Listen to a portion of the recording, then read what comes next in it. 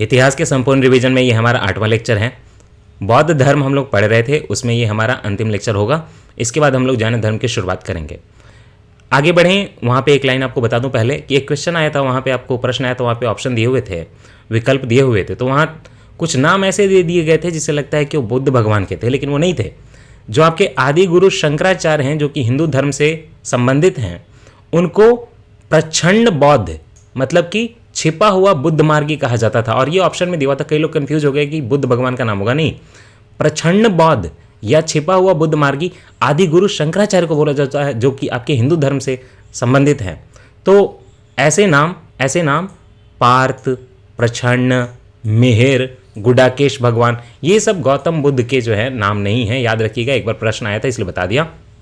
एक बात ये कि कैसे पता चलता है कि आपके गौतम बुद्ध का जन्म जो है वो लुम्बिनी में हुआ था, कैसे पता चलता है नेपाल के लुम्बिनी में हुआ था? हुआ ये था कि मौर्य वंशीय शासक जो अशोक थे, उनका एक अभिलेख है रुम्मिनदेई में, रुम्मिनदेई वहीं लुम्बिनी के आसपास, वहाँ पे जो अभिलेख है उसमें ये सूचना मिलती है कि शाक्य मुनि मतलब कि गौतम बुद्ध का जन्म जो है नेपाल में लुम्बिनी में हुआ था। इस अभिलेख के अनुसार अगर उस अभिलेख को पढ़ेंगे तो अशोक ने बस बुद्ध धर्म के मतलब बुद्ध भगवान के ही जन्म स्थल की वहाँ होने की बात नहीं की लुम्बिनी में, साथ में ये भी बोला है कि मैंने अपने राज्याभिषेक हुआ जब मेरा, तो उसके 20 साल बाद मैं यहाँ पे आया लुम्बिनी में, रुम्मिनदेई में। ये अभिलेख तो खुदवाया ही, साथ में वहाँ पे ये भी लिखा कि जो लुम्बिनी के लोग हैं उनको कोई हम कर नहीं लेंगे, क्योंकि वो पवित्र जगह से हैं जहाँ पे बुद्ध भगवान का जन्म हुआ था। अच्छा, मैंने आपको पहले बताया था कि गौतम बुद्ध को वहाँ पे एक सूकर माधव भोज्य सामग्री खाने से, ये जो चुंद शिष्य था उनके यहाँ पे जाके पावा में शुकर मध्य भोजन खाने से उनको बीमारी हो गई।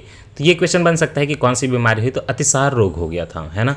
फिर वहाँ से वो पावा से कुशीनगर चले गए थे और कुशीनगर में जो है वहाँ पे सुभद्र को उन्होंने अपना अंतिम उपदेश दिया था और वहाँ उनकी मृत्यु हुई थी। आपको पहले बताया, मृत्यु को महापरिनिर्वाण बोलते हैं। गौतम बुद्ध का धर्मोपदेश के अनुसार उनका भ्रमण देखिए। सारनाथ में क्या हुआ था, प्रथम उपदेश दिया गया था, उसको धर्मचक्र प्रवर्तन बोलते हैं, ये पहले भी थोड़ा बताया है। उर्वेला जो कि गया में है, वहाँ पे कश्यप गोत्रीय ब्राह्मण शिष्य उनके बने थे, है ना, कश्यप गोत्रीय ब्राह्मण शिष्य बने थे।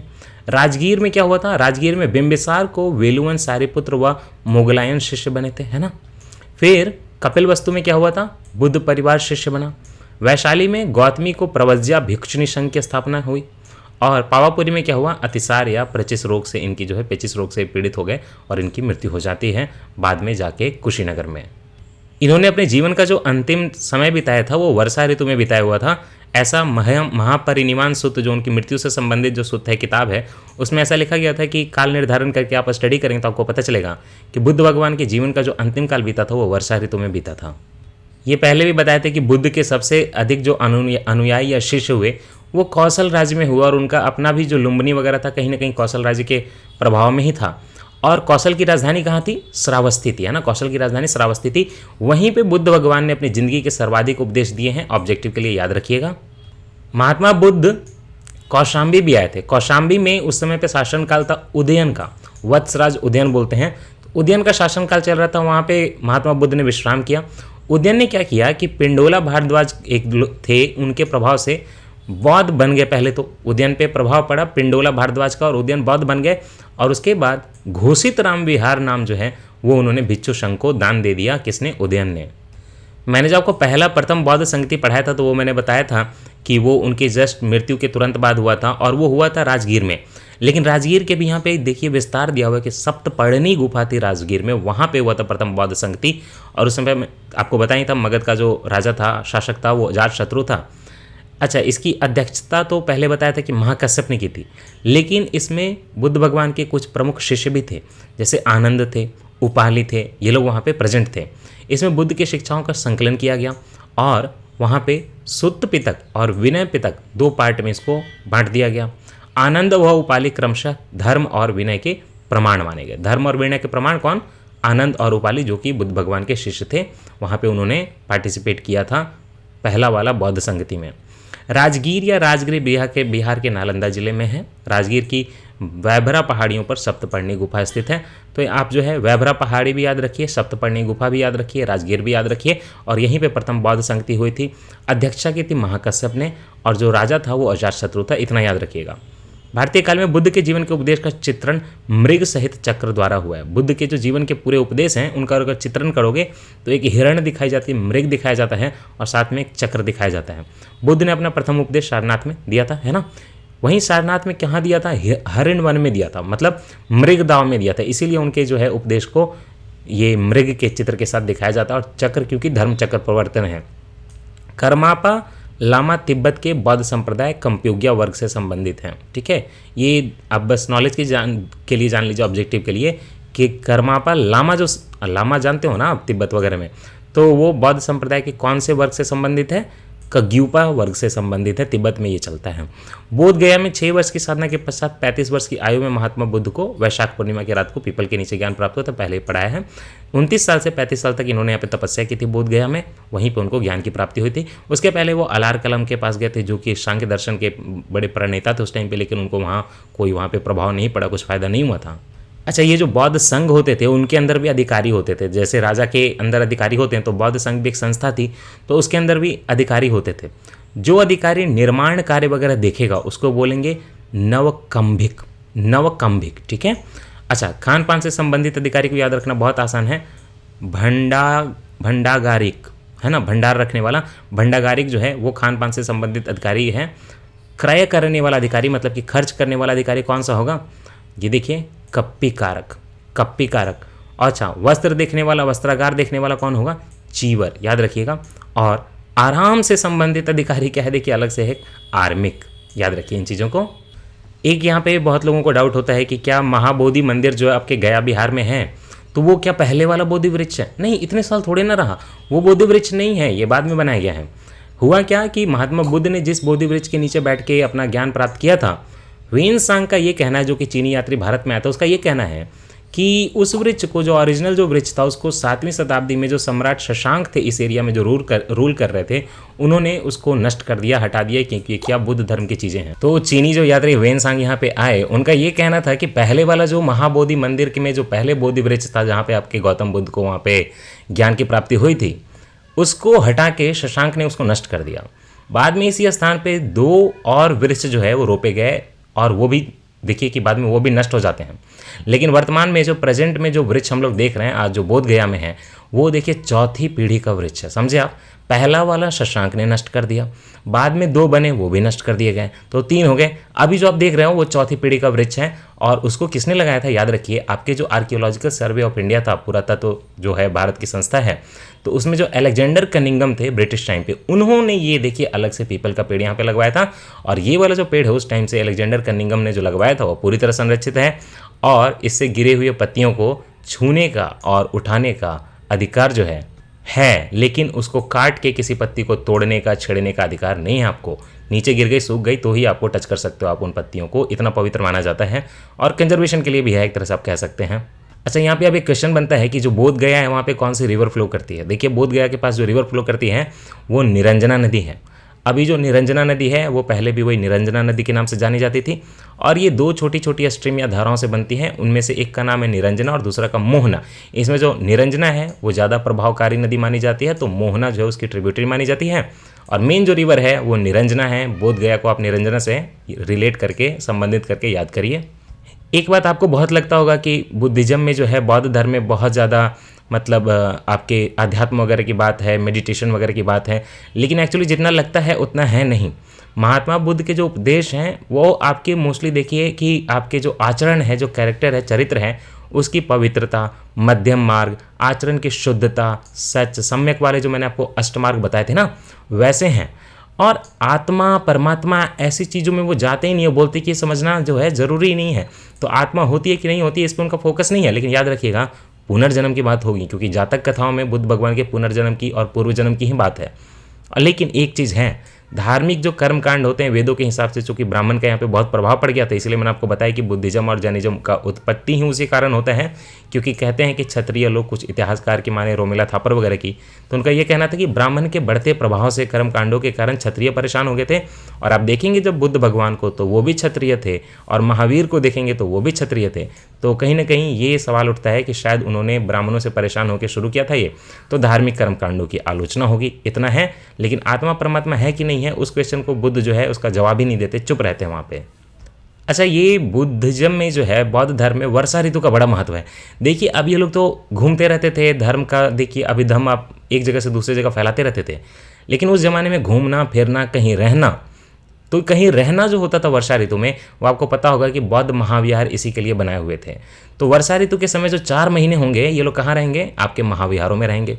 और इस समय धर्म प्रचार का कार्य जो है स्थगित रहता था, वहीं पे खाना पीना होता था, रहते थे। फिर वर्षा ऋतु की जब समाप्ति हो जाएगी तो उसी टाइम पे पुनः धर्म प्रचार प्रारंभ हो जाएगा। तो बौद्ध भिक्षु पवरन नामक समारोह का आयोजन करते थे, जिसमें पीछे किए गए कार्यों पर विचार होता था। जैसे आज का पार्लियामेंट होता है ना, तो लोकसभा राज्यसभा जब मिलती है अलग अलग सीजन में, तो विचार करती है कि पिछले में हमने क्या किया था, राष्ट्रपति का अभिभाषण होता है, वोटिंग होती है। तो उसी तरह ये लोग भी कि पिछले ऋतु में हमने क्या किया था उस पर चर्चा करते थे। तो बौद्ध भिक्षु ये जो चर्चा करते थे उसको पवरन बोलते हैं समारोह, और उसमें पिछले किए गए कार्यों पर चर्चा करके साथ ही साथ आगे की कार्य योजना भी बनाई जाती थी। तो पवरन आप याद रखें, है ना, समीक्षा करना। इसके अतिरिक्त भिक्षु इस समारोह में अपने द्वारा किए गए अपराधों को भी स्वीकार करते थे। याद रखिए कि हमने क्या गलतियां की, इस बीच में क्या अपराध किए, इसको भी स्वीकार करते थे। कॉन्फेशन जैसे होता है ना आपकी क्रिश्चियनिटी में, उसी तरह की चीज़। अच्छा, अष्टांग मार्ग बताया था आपको, जो त्रिरत्न बताया था वो सब ठीक है। अब एक नया कॉन्सेप्ट सुनिए जिसमें 10 चीज़ें हैं। ये सिद्धांत देखिए, बौद्ध भिक्षुओं के लिए आवश्यक 10 जो हैं ये शील हैं। शील मतलब आपके आचरण से संबंधित है। ये सिद्धांत बौद्ध भिक्षु को अपने शील में, सिद्धांत में रखना है। 10 सिद्धांत हैं ऐसे, ठीक है। पहला तो ये है कि किसी दूसरे के धन की इच्छा नहीं करनी है, झूठ नहीं बोलना है, हिंसा नहीं करनी है, और जो मादक द्रव्य होते हैं उस टाइम पे भी थे उनका सेवन नहीं करना है। व्याभिचार, है ना, व्याभिचार मतलब कुछ गलत जो है कैरेक्टर लूज करके चीज़ें नहीं करनी है। संगीत और नृत्य भी नहीं करना है। याद रखिएगा, बुद्धिज्म में भिक्षुओं के लिए संगीत नृत्य करना ऐसा कुछ नहीं है। अब एक आध्यात्मिक संगीत अलग बात हो सकती है, कहीं कहीं आपको स्तूप के अराउंड जो है कुछ भिक्षु कैसे करता हुआ दिखेंगे, लेकिन वो अलग चीज़ है। ऐसा ये जो समाज वाला होता है संगीत नृत्य, वो सब नहीं करना है। सुगंधित द्रव्यों का भी उपयोग नहीं करना है, कोई भी ऐसी मादक सुगंधित द्रव्य जो है उनका उपयोग नहीं करना है। भोजन जो करना है वो नियम से, टाइम से होना चाहिए। असमय भोजन नहीं करना है कि रात में कोई भिक्षुक उठा और 3 बजे 4 बजे जो है वो स्नैक्स खाने लगा, तो ऐसा नहीं होता। सुखप्रद बिस्तर पर नहीं सोना है। याद रखिएगा, बिस्तर हमेशा पतला हो और बहुत ज़्यादा गद्देदार ना हो, और जितना ज़मीन के पास जुड़ा हुआ उतना अच्छा हो। तो सुखप्रद बिस्तर पर नहीं सोना चाहिए, क्योंकि उसी से जो है विलास की उत्पत्ति होती है। जो 10 शील हैं इसमें से 9 हो गए। एक लास्ट वाला सुनिए, अंतिम वाला है 10वां वाला, किसी प्रकार के द्रव्य का संचय न करना। देखिए, द्रव और द्रव्य में कंफ्यूज मत होइए। द्रव तो आपका लिक्विड होता है, द्रव्य कोई भी पदार्थ होता है। तो किसी भी पदार्थ का संचय नहीं करना है, आपकी कहीं भी जो है आसक्ति न लग जाए। आपको जो है हर चीज़ से विरक्ति होनी चाहिए, चाहे वो पैसा हो, सोना है, गहना हो, किसी चीज़ का संचय नहीं करना है। अच्छा, यहाँ पे श्रीलंका के 2 बौद्ध धर्म से रिलेटेड ग्रंथ है। एक का नाम है दीपवंश और एक है महावंश। तो जो श्रीलंका का ये महावंश है, उस किताब को जब आप पढ़ेंगे तो उसको पढ़ के ये पता चलता है कि मौर्य शासक जो अशोक थे, उन्होंने पाटलिपुत्र में एक विहार बनवाया था बौद्ध भिक्षुओं के लिए। उसका नाम रखा था अशोकाराम विहार, है ना। और इस विहार का निरीक्षण किसने किया था? इंद्रगुप्त नामक थेर भिक्षु के निरीक्षण में हुआ था, ठीक है। इंद्रगुप्त नाम था उनका, और वो एक थेरावाद जो मैंने आपको पहले भी पढ़ा दिया, थेर भिक्षु के थे। उन्हीं के निरीक्षण में इसका निर्माण वगैरह हुआ था। और साथ ही साथ आपको मैंने ये भी बताया है कि जो तीसरी बौद्ध संगति हुई थी 247 ईसा पूर्व में, वो अशोक ने करवाई थी, है ना। और वो हुई थी आपके पाटलिपुत्र में। बिहार में राजगीर की पहाड़ियाँ जो हैं 400 मीटर की ऊंचाई वाली हैं। वहीं पे विश्व का शांति स्तूप जो है वो विश्व का सबसे ऊंचा शांति स्तूप कहा जाता है, क्योंकि यहीं पे राजगीर वगैरह में ही आपको पता है प्रथम बौद्ध संगति वगैरह हुई थी, तो वहीं बनाई गई है। मैंने देखा भी था, बड़ी अच्छी जगह है। बुद्ध की 80 फुट ऊंची बोधगया में स्थित प्रतिमा, जो बोधगया में बुद्ध की प्रतिमा है जहाँ पे उनको ज्ञान की प्राप्ति हुई थी, वो किस चीज़ से बनी हुई है? वो देखिए लाल रेड कलर के ग्रेनाइट से बनी हुई है। और ये देखिए बलुई पत्थर, है ना। बलुई पत्थर मतलब क्या हुआ? सैंडस्टोन इंग्लिश में। तो बलुई पत्थर और ग्रेनाइट से बनी है, यहाँ पे ऐसे पत्थर पाए जाते हैं। इसके निर्माण में लगभग 7 साल का टाइम लगा था। और यह प्रतिमा जापान के जो दाइजोकियो संप्रदाय के सहयोग द्वारा निर्मित की गई थी। जापान का एक बुद्धिज्म का संप्रदाय है दाइजोकी, उन्होंने मिलकर ये निर्माण करवाया था, बाद में काफ़ी करवाया है। अच्छा, पहले भी बता दिया था कि सर्वप्रथम स्तूप शब्द का जो वर्णन है आपको ऋग्वेद में ही प्राप्त होने लगेगा। बाकी अथर्ववेद, वासनेयी संहिता, तैत्तिरीय ब्राह्मण सब में आपको जो है स्तूप की जानकारी मिलेगी। और स्तूप का मतलब होता है किसी वस्तु का ढेर। जो अलग अलग जगह पे स्तूप बनाए गए हैं वहाँ बुद्ध भगवान के अलग अलग जीवन काल को दर्शाया गया है। अगर आप बोधगया का स्तूप देखेंगे तो आपको पता ही है वहाँ बुद्ध की ज्ञान प्राप्ति से रिलेटेड है वो स्तूप। अगर सारनाथ का स्तूप देखेंगे तो वहाँ पे धर्मचक्र परिवर्तन की बात होगी। कुशीनगर में मृत्यु हुई थी, महापरिनिर्वाण हुआ, तो बुद्ध की मृत्यु का स्तूप आपको कुशीनारा या कुशीनगर में मिल जाएगा। और जो सांची का स्तूप है वो बुद्ध के जीवन की किसी विशेष घटना से संबंधित नहीं है, क्योंकि जो सांची का स्तूप है मध्य प्रदेश वगैरह में बनाया गया, वहाँ तो बुद्ध भगवान गए ही नहीं थे। तो सांची का स्तूप देखिए ऐसा है।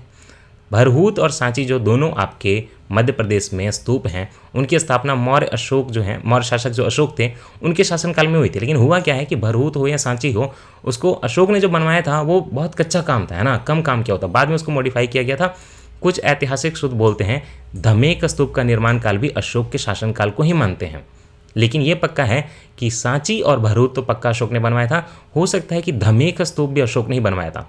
अमरावती जो कि अभी आपके तेलंगाना के एरिया में पड़ेगा, अमरावती स्तूप का निर्माण वहीं अमरावती के आसपास, तेलंगाना का ये आंध्र प्रदेश का कैपिटल भी बन रहा है ना, आंध्र प्रदेश बोलूँगा, तेलंगाना नहीं बोलूँगा। अमरावती स्तूप का निर्माण देखिए सातवाहन जो आपके दक्षिण भारतीय शासनकाल था वहाँ पे उनका आंध्र प्रदेश के एरिया में, सातवाहन का सेंट्रल इंडिया में, मध्य भारत में मतलब, तो उन्होंने ये बनवाया था अमरावती का स्तूप।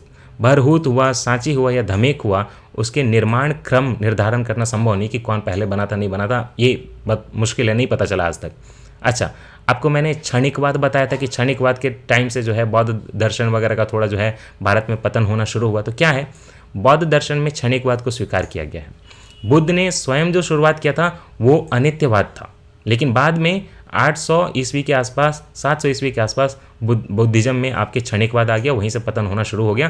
क्षणिकवाद जो है अनित्यवाद का तार्किक विकास है, उसी से विकास हुआ है। बुद्ध भगवान ने दिया अनित्यवाद, उसी से डेवलप हुआ बाद में क्षणिकवाद, जो बुद्धोत्तर दर्शन में अस्तित्व में आया, मतलब बुद्ध भगवान के बाद के दर्शन में अस्तित्व में आया। क्षणिकवाद होता क्या है? क्षणिकवाद के अनुसार विश्व की प्रत्येक वस्तु का अस्तित्व क्षण मात्र के लिए ही रहता है। याद रखिए, दुनिया में कोई भी चीज़ जो है, गीता की तरह का मैसेज है कि दुनिया की कोई भी चीज़ जो है परमानेंट नहीं है, चली जाती है, यही क्षणिकवाद में लिखा हुआ है। ये बुद्धिज्म का गौतम बुद्ध के बाद के पीरियड में ये चीज़, ये जो कॉन्सेप्ट डेवलप हुआ। गौतम बुद्ध को एशिया की ज्योतिपुंज को बोला जाता है, मैंने आपको बोला ही था, लाइट ऑफ एशिया। और जो किताब लिखी थी एडविन अर्नोल्ड ने लिखी थी, वो एक काव्य पुस्तक है। अच्छा, भारत में सबसे पहले बुद्ध की प्रतिमाओं की पूजा की गई थी, याद रखिएगा। इसके पहले कि हिंदू धर्म की प्रतिमाओं की पूजा होती, उसके पहले बुद्ध धर्म के प्रतिमाओं की ही पूजा शुरू हो गई थी, जो विरोध में भी थे। बौद्ध धर्म के महायान शाखा के अनुयायी जो थे, उन्होंने ही बुद्ध की मूर्तियां स्थापित करनी शुरू की थी, आपको पता ही है। महायान कब हुआ? महायान आपके जो कनिष्क आए, उन्होंने कश्मीर में कुंडलवन में जो चौथी बौद्ध संगति करवाई, वहाँ से महायान निकला। सर्वप्रथम मूर्ति पूजा की नींव जो है बौद्धों द्वारा ही रखी गई थी, है ना, बौद्धों द्वारा। आपको लगेगा कि हिंदू वाले लोग जो मूर्ति पूजा करते होंगे, पहले नहीं, पहली मूर्ति पूजा जो है बुद्धिस्ट लोगों ने स्टार्ट की, और वही महायानी ने हैं जो है, उन्होंने सर्वप्रथम बुद्ध की प्रतिमा स्थापित करके पूजा की आरंभ करी। देखिए, अब जो बुद्धिज्म में आपको पता होगा तरह तरह की उस टाइम पे कला भी थी ना, कैसे कैसे जो बुद्ध भगवान की मूर्तियाँ बनाई जाए, उसकी कला थी अलग अलग। तो ये जो गांधार कला था, उसकी उत्पत्ति एशिया माइनर मतलब आपको पहले बताया था ना, टर्की वगैरह का एरिया, तुर्की वगैरह का एरिया, एनातोलिया का प्लेटू, वहाँ पर आपका एशिया माइनर है, जहाँ भगत को इनके स्वर्ण वगैरह मिलते हैं। तो गांधार कला की उत्पत्ति उस एरिया से हुई है, और वो जो है हेलेनिस्टिक कला भी थी, मतलब ग्रीस का जो है, ग्रीक का कला वो भी था उसमें मिला जुला, क्योंकि गांधार जो है आपके अफगानिस्तान में पड़ता है, नॉर्थ वेस्ट में है ना, उत्तर पश्चिम मतलब पड़ता है बहुत ज़्यादा, तो वहाँ पे एशिया माइनर और हेलेनिस्टिक कला का प्रभाव था। तो गांधार कला ऐसा मिला जुला कला था।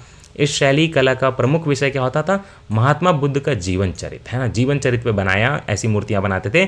तो कौन कौन सी मुद्रा दिखाएंगे? धर्म चक्र मुद्रा, ध्यान मुद्रा, अभय मुद्रा। अभय मतलब मुद्रा मतलब क्या होता है? ऐसे हाथ सामने रखना, जैसे कि मतलब डरो मत मेरे से, अभय मुद्रा, भय ना हो। वरद मुद्रा आदि मूर्तियों का निर्माण किया गया है। किसमें? गांधार कला की ये जो है मूर्तियां हैं, वो इसमें इन मुद्राओं को दिखाया गया। अच्छा, आपको बताया था कुषाण के बारे में, तो कुषाण काल में ही गांधार एवं मथुरा इस शैली के तहत बुद्ध एवं बोधिसत्वों के बहुसंख्यक मूर्तियों को बनाना शुरू कर गया। ये कुषाण काल में आपका तो आ जाता है महायान। तो गांधार कला का शैली हो या मथुरा कला का शैली हो, दोनों ही शैलियों में ये जो कुषाण इनफैक्ट थे मथुरा तक पहुंच गए थे, है ना, तो मथुरा पे भी प्रभाव रहेगा, और गांधार साइड से तो आए ही थे। तो गांधार कला की शैली हो या मथुरा कला की शैली हो, दोनों में आपको बुद्ध भगवान और बोधिसत्वों के भी बहुसंख्यक मूर्तियां मिल जाएंगी। बैठी मिले, खड़ी मिले, हर तरह की मूर्तियां बनने लगेंगी। और जो इतिहासकार वी.एस. अग्रवाल हैं, उनके मतानुसार सबसे पहले मथुरा में ही बुद्ध मूर्तियों का निर्माण किया गया था, जहां इनके लिए पर्याप्त आधार था। ये ऐसे पत्थर मिलते थे, ऐसी सैंडस्टोन मिलती थी कि मथुरा में बहुत ज़्यादा बुद्ध भगवान की मूर्तियों का निर्माण किया गया, और बोधिसत्व का भी निर्माण किया गया, क्योंकि महायान बुद्धिज्म में ही तो बोधिसत्व का बहुत ज़्यादा महत्व है।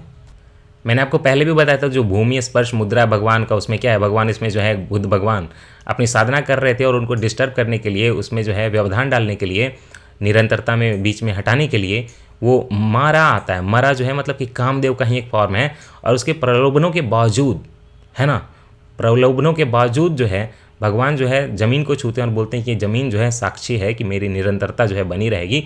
अपनी शुचिता और शुद्धता का साक्षी होने के लिए बुद्ध जो क्या करते हैं, धरती को टच करते हैं। यही जो है भूमि स्पर्श मुद्रा है। अब एक और जो है आपको पता होगा बौद्ध ग्रंथ जो है अंगुत्तर निकाय है ना।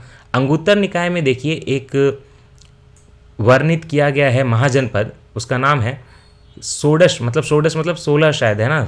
16 महाजनपदों में से एक जो है मल्ल महाजनपद बताया गया है। वही जो मल्ल महाजनपद था वो संघ राज्य था, मतलब रिपब्लिक था। उसमें कई राजा मिलकर रूल करते थे। महाजनपद में आपका जो ये मल्ल था। और इसमें कौन कौन सा आएगा फिर, अगर मल्ल अगर कई राजाओं का मिलके संघ है तो देखिए पहला आएगा पावा या पडरौना, दूसरा आएगा कुशीनारा या कस्या।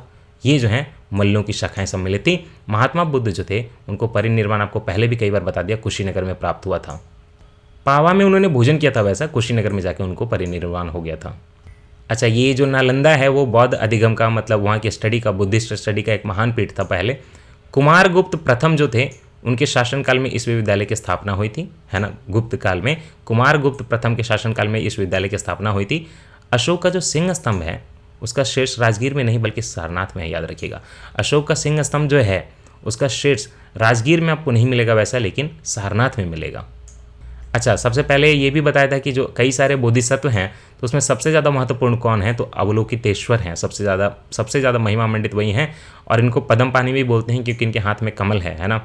इन लोगों ने यह निश्चय लिया था कि जब तक बुद्ध वो तब तक बुद्ध नहीं बनेगा। मैं आपको पहले बताया बोधिसत्व का मतलब यही होता है कि बाकी लोगों को निर्वाण दे देता है तभी जाके वो अपनी निर्वाण लेगा, रोक के रखेगा, दुनिया में रहेगा। तो इन्होंने प्रण लिया कि बाकी मनुष्यों को जब तक निर्वाण प्राप्त नहीं हो जाता तब तक वो खुद भी बुद्ध नहीं बनेंगे। यही बोधिसत्व का कॉन्सेप्ट होता है। और मैत्रेय बुद्ध जो है अभी आने को बाकी हैं। वस्तुतः बौद्ध धर्म हिंदू धर्म का प्रभाव परिलक्षित होता है। बौद्ध धर्म पे कहीं ना कहीं हिंदू धर्म का प्रभाव तो था ही। बोधिसत्व अवलोकितेश्वर को पढ़ेंगे, जिनको कि हम पद्म पानी भी बोल देंगे। तो जो आपके वैदिक युगीन देवता विष्णु है, आपको पता होगा कि जो उत्तर वैदिक काल है उसमें देवता विष्णु की बात होने लगती है, तो विष्णु से मिलते जुलते हैं पद्म पानी वगैरह से, ऐसा लगता है। सप्त तथा गत हिंदू धर्म के सप्तर्षि हैं। मतलब इसमें बुद्धिज्म में जो आपका सप्त और गत दिख रहा है वो हिंदू धर्म के सप्तर्षि की तरह है। हीनयान अवस्था का विशालतम एवं सर्वाधिक विकसित शैलकृत चैत्यागृह कार्ले में स्थित है। कार्ले कहाँ है, महाराष्ट्र में है, ठीक है। वहाँ पे हीनयान वाली मतलब जो संप्रदाय था उनका एक विशालतम और सर्वाधिक विकसित शैलकृत चैत्यगृह है। चैत्य है मतलब जहाँ पे पूजा पाठ करते थे, स्तूप लगा के, छोटा सा चैत्य लगा के। तो ये आपके कार्ले में है। ये काफ़ी डिजनरेट हो चुका है। ये पुणे महाराष्ट्र के मावल तालुका में स्थित है, पुणे के आसपास है। सालसेती द्वीप कहाँ है, सालसेती द्वीप के स्थित कन्हेरी गुफाएं, ये भी देखिए सालसेती द्वीप मुंबई के आसपास है ना। वहाँ पे महाराष्ट्र में कई सारी गुफाएं पाई गई हैं जो बुद्धिज्म से रिलेटेड हैं। ये प्रमुख पर्यटन स्थल भी बन गई हैं। ये जो गुफाएं हैं आपको पता होगा मुंबई के आसपास ही संजय गांधी राष्ट्रीय उद्यान परिसर है, उसी के अंदर ये गुफाएं हैं। प्राचीन अभिलेखों में कौन कौन सी हैं, कान्हा शैल, कृष्णागिरी, कान्हागिरी, ऐसे वहाँ आपको मिल जाएंगे। और कन्हेरी भी है। कन्हेरी में एक ही पहाड़ी में देखिए सर्वाधिक 90 गुफाओं का निर्माण किया गया था। और कन्हेरी की गुफाओं का निर्माण कब हुआ था, 3री शताब्दी ईसा पूर्व के मध्य में किया गया था। मतलब इधर जब आपका मौर्य वंश वगैरह चल रहा था तब ये बनाया गया, और ये 11वीं शताब्दी ईस्वी तक इस्तेमाल में रही। तो फिर क्या है, गुफा संख्या जो वहाँ पे 41 नंबर है उसमें अवलोकितेश्वर या पद्म पानी की एक बहुत रोचक मूर्ति है, जिसकी देखिए 4 भुजाएं दिखाई गई। तो थोड़ा थोड़ा विष्णु जैसा लग रहा है। 11 मुख दिखाए गए हैं, ये जबकि बोधिसत्व हैं। यह अपनी किस्म की भारत में स्थित देखिए एकमात्र मूर्ति है। कभी भी अवलोकितेश्वर को 4 भुजाएं 11 मुख ऐसे नहीं दिखाए गए हैं, ये भारत में ही है। इस रूप की उपासना चीनी तुर्किस्तान, कंबोडिया, जापान सब में 7वीं से 8वीं सदी में बहुत लोकप्रिय था। तो ये ऐसी मूर्ति आपको बाकी जगह भले मिल जाए, लेकिन भारत में एक ही जगह मिलेगी, बस आपको महाराष्ट्र में, आपकी गुफा संख्या 41 में, कन्हेरी की गुफाओं में। ये जो कनिष्क थे जिन्होंने चौथी बौद्ध संगति करवाई थी, उसके दरबार में थे ये नागार्जुन, और उसके दरबार की एक बहुत बड़ी महान विभूति थे। उसने अपनी पुस्तक माध्यमिक कारिका में, आपको पता होगा कि नागार्जुन ने क्या लिखा था, माध्यमिक कारिका नाम की किताब लिखी थी। उसमें सापेक्षता सिद्धांत को प्रस्तुत किया था बुद्धिज्म में। और चीनी मान्यता की माने तो नागार्जुन ने चीन की यात्रा करके बौद्ध धर्म को वहाँ पे बढ़ाया था, ये आपको पहले भी बताया है। और आपको ये भी बताया था कि आपके प्राचीन काल में बौद्ध शिक्षा के लिए 3 प्रमुख केंद्र थे। पहला तो नालंदा था, दूसरा वल्लाभी था, तीसरा विक्रमशिला था। नालंदा बिहार के नालंदा जिले में, वल्लाभी आपके गुजरात में, और विक्रमशिला भागलपुर के आसपास बिहार में पड़ता है। तो वही बताना है कि नालंदा बिहार में आधुनिक जो पटना है उसके दक्षिण में लगभग 40 मील की दूरी पर है, और आधुनिक जो बडगांव नामक एक ग्राम है वहीं पे नालंदा था। यहाँ पे कौन से बौद्ध धर्म की शिक्षा होती थी, कौन से सेक्ट की, महायान बौद्ध धर्म की। और वल्लभी कहाँ है, गुजरात का जो काठियावाड़ क्षेत्र है, नीचे वाला क्षेत्र है, उसमें वहाँ पे आधुनिक जो वल नामक स्थान है वहीं पे देखिए कि वल्लभी था, अभी ये वल हो गया है। यहाँ पे हीनयान बौद्ध धर्म की शिक्षा का प्रमुख केंद्र था, याद रखिएगा, नालंदा में महायान, वल्लभी में हीनयान। अच्छा, विक्रमशिला में क्या, विक्रमशिला बिहार का जो आधुनिक भागलपुर जिला है, आपको पहले भी बताया, उससे 24 मील पूर्व देखिए एक पहाड़ी है, पत्थर घाट, याद भी रहेगा, पत्थर घाट नामक पहाड़ी है, वहाँ पे है। विक्रमशिला को बनवाया किसने था, जो बंगाल के पाल नरेश वगैरह थे, जो पाल का जो वंश था, उसमें जो धर्मपाल थे, उन्होंने 775 से देखिए 800 ईस्वी के आसपास जो है विक्रमशिला महावीर को बनवाया था, और वहाँ पे उन्होंने कई सारे मंदिर और मठ भी बनवाए थे। अच्छा, बौद्ध धर्म से जो है संबंधित कुछ शब्द सुन लीजिए। एक शब्द है नति, नेति या वृत्ति, ये तीनों एक ही शब्द है। नति, नेति, वृत्ति का मतलब होता है बौद्ध संघ में कोई अगर प्रस्ताव लेकर आएगा, जैसे हम लोग लेकर आते हैं ना पार्लियामेंट में कोई प्रस्ताव लेकर, रिजोल्यूशन लेकर, तो नति, नेति, वृत्ति जो है उसी को नाम दिया गया है। प्रज्ञापक कौन है, सभा में बैठने की व्यवस्था करने वाला अधिकारी। देखिए एक तरह से ये कहीं ना कहीं आपके जो है अध्यापक से मिलता जुलता है ना, प्रज्ञापक। तो सभा में बैठने की व्यवस्था करने वाला जो अधिकारी है उसको प्रज्ञापक बोलेंगे। और उपसंपदा कौन है, संघ की पूर्ण सदस्यता अगर उसको किसी को मिल जाए तो उसको बोलेंगे उपसंपदा। समनेर या श्रमनेर क्या है, प्रवज्ञा ग्रहण करने वाला व्यक्ति। अब आप कंफ्यूज हो जाएंगे कि प्रवज्ञा क्या होता है। प्रवज्ञा मतलब जो संन्यास ग्रहण करने वाला व्यक्ति है उसको हम लोग प्रवज्ञा बोलेंगे।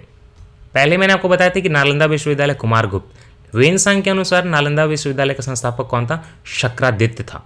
शक्रादित्य ने बौद्ध धर्म के त्रिरत्नों के प्रति महती श्रद्धा के कारण इसकी स्थापना करवाई थी। बौद्ध धर्म के जो त्रिरत्न है, प्रिंसिपल हैं, उसके लिए इसकी बहुत श्रद्धा थी, तो शक्रादित्य ने निर्माण करवाया था नालंदा विश्वविद्यालय का, ऐसा वेनसांग ने कहना है।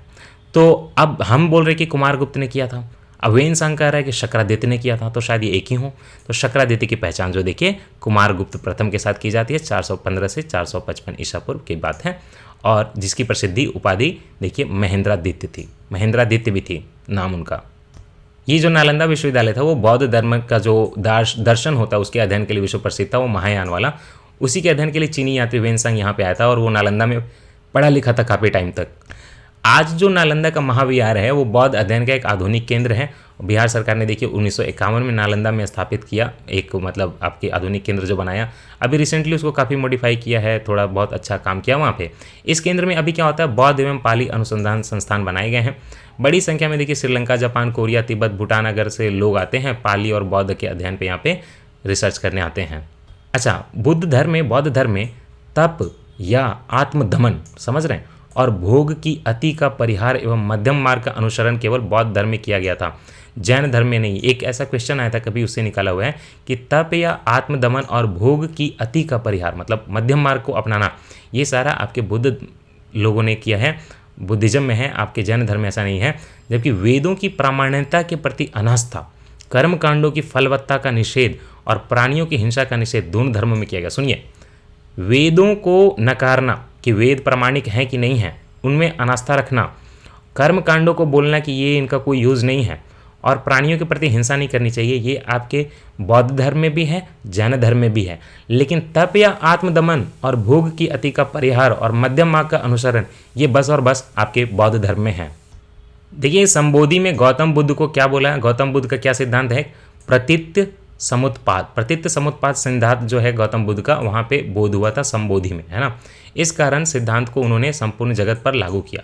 सर्वप्रथम उन्होंने जिन 4 आर्य सत्यों का उपदेश दिया था, आपको पहले ही बताया था, दुख है, दुख समुदाय है, दुख का कारण भी है, दुख का निरोध भी हो सकता है, और लास्ट में दुख निरोध गामिनी प्रतिपदा करनी है। इसी में दुख के मूल अविद्या के विनाश का उपाय अष्टांगिक मार्ग है, मतलब दुख का जो है निरोध करना है और उसके प्रति जो है एक निरोध गामिनी जो है वे आउट निकालना है, प्रतिपदा करनी है, तो उसकी के लिए अष्टांग मार्ग का विकास किया गया था।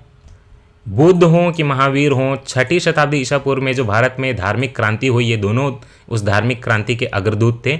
इन दोनों ने देखिए वैदिक कर्मकांडों को नकारा, वेदों की अपौरुषेयता की मतलब वेद जो है बिल्कुल सत्य हैं उसका विरोध किया, अहिंसा और सदाचार पर दोनों ने बल दिया, और दोनों ने देखिए कर्म पे गए, पुनर्जन्म जो गए और मोक्ष में इनमें विश्वास रखते थे। लेकिन बुद्ध भगवान में आत्मा होती है कि नहीं होती, इस पर कोई जवाब नहीं दिया। लेकिन हाँ, पुनर्जन्म होता है, मोक्ष होता है, कर्मवाद होता है, ये सब चीज़ें दोनों ने बोला। बौद्ध धर्म में देखिए वर्ण व्यवस्था को स्वीकार किया गया था, याद रखिए, लेकिन उसने ब्राह्मण वर्ण की सर्वोच्च सामाजिक स्थिति को स्वीकार नहीं किया। बोला कि हाँ ठीक है, कर्म के आधार पर वर्ण बनाओ, लेकिन उसमें ब्राह्मण वर्ग सबसे ऊपर है वो नहीं, इसमें इनके संघ वगैरह में सारे वर्ण के लोग आ सकते थे। बौद्ध धर्म में कुछ शिल्पों को देखिए, लेकिन फिर भी निम्न माना गया है थोड़ा बहुत। बौद्ध धर्म की सादगी, दलितों के लिए विशेष अपील, मिशनरी भावना की सबका समाज में कल्याण हो, और जो उनकी भाषा थी संस्कृत न हो के स्थानीय भाषा थी, इसलिए बौद्ध धर्म का विस्तार जो है काफ़ी ज़्यादा हुआ। जबकि दार्शनिक द्वारा वैदिक भावना की सुदृढ़ता इसमें शामिल नहीं थी। याद रखिए, दर्शन शास्त्र वगैरह उतना ज़्यादा नहीं था, और वैदिक जो भावना थी कि वेदों की सर्वोच्चता है, ये सब इसमें कुछ खास नहीं था। लेकिन पतन कैसे हुआ? पतन खास करके इसलिए हुआ जब आप पहले जैसे ही हो जाओगे। मध्ययुगीन समय में क्या होता है, बौद्ध धर्म का पतन इसलिए हो गया क्योंकि बुद्ध भगवान को विष्णु का अवतार, अगर आप 10 अवतार देखोगे तो उसमें एक बुद्ध भगवान को भी अवतार बोल रहे हैं। जैसे ही ये चीज़ आ गई तो लोग बोले कि आप फिर फर्क कैसे हुआ, आप तो वही हो गए कर्मकांड वाले। तो विष्णु का अवतार जैसे ही समझा जाने लगा तो फिर जो है वो वैष्णव धर्म का ही हिस्सा बन गए। वैष्णव धर्म का हिस्सा बन गए तो अलग से जो उनकी पहचान थी वो चली गई।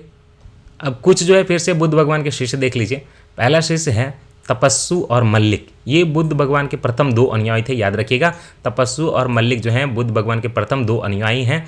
पंचवर्गीय ब्राह्मण ये अनुयायी हैं, शिष्य हैं। सारिपुत्र, ये देखिए क्या है, मोदगलायन, राहुल उनके खुद के बेटे, नंद उनका सौतेला भाई था, उपाली, आनंद स्त्रियों के संघ में सदस्यता दिलाने में, याद है एक बोला था कि नहीं स्त्रियों को भी संघ में सदस्यता मिलनी चाहिए, तो वही उनका प्रिय जो शिष्य था वो आनंद था। जीवन कौन था?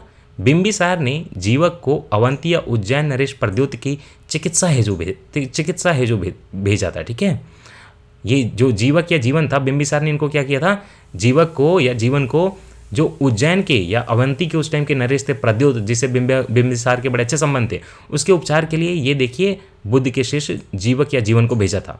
बिंबिसार खुद भी मगध का शासक, वो भी बन गया अनुयायी इनका।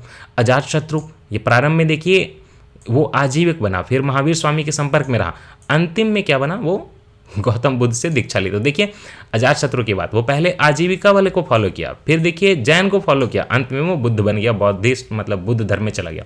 प्रसेनजीत है ना, कौशला वाला, और महाकश्यप प्रथम बौद्ध संगति के जो कि अध्यक्ष भी बना था। शिष्य पढ़ लिए तो शिष्याएँ भी पढ़ लीजिए।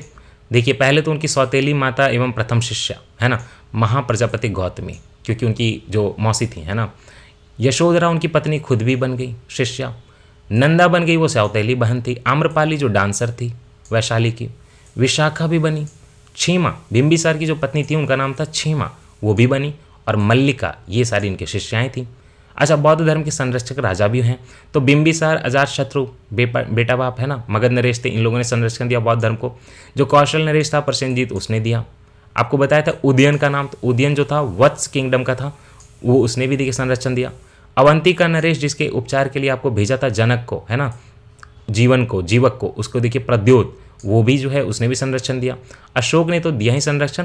अशोक के मौर्य वंश में दशरथ ने भी दिया। ये चौथा जो है संगति करवाई थी कनिष्क ने, तो वो कुषाण वंश का था, उसने भी संरक्षण दिया। फिर बाद में हर्षवर्धन जब आता है तो वो भी संरक्षण देता है बौद्ध धर्म को।